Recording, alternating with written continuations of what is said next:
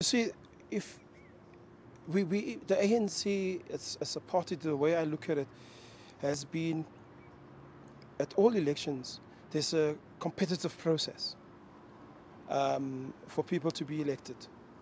And what often happens, I mean, South African history tells us, and even in other countries, that different groupings within the party would present what they see as the leaders that will adequately represent the policy, the views, and the programs of the institution itself. And then there are views that suggest that my candidates are actually far better than yours in relation to how they will carry the party and how they will carry the party in the future. So I don't think that I think the slates are as part of a democratic process. You lobby for your candidates, you present your candidates, you do negotiations, you do advocacy, you motivate and influence as to who gets elected, and you present your list that you have. It's a particular mechanism which has worked in many free associations, institutions.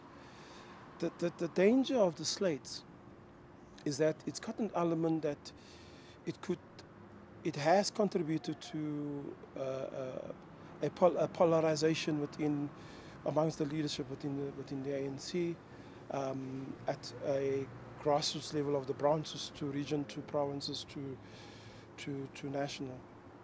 But what you have here is at least democracy is alive within the ANC as a party.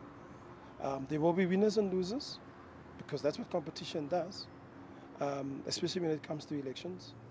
The issue is what happens afterwards.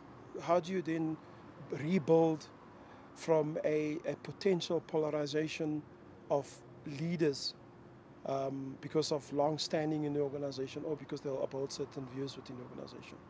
But here's the key thing. Every single member that walks in that elective Congress, according to the ANC constitution, has got a single vote. You're equal in the moment you move into that space where the election is going to take place. So I think democracy within the ANC is alive. I think it's problematic at times as how people deal with questions of leadership. I think it's problematic the way people use public platforms to attack one another and to attack its leaders. I think it speaks about the nature and the content of leadership. But there's also an element of, which I say is a struggle for the modernization of the party. So you have this thing that the party needs, it's come out of liberation, it's a movement, but it struggles with how does it reconcile the ethos and the practices of a movement, of a social movement that wants to bring people together around key social values. But on the other hand, it's also a party that wants to contest a political election.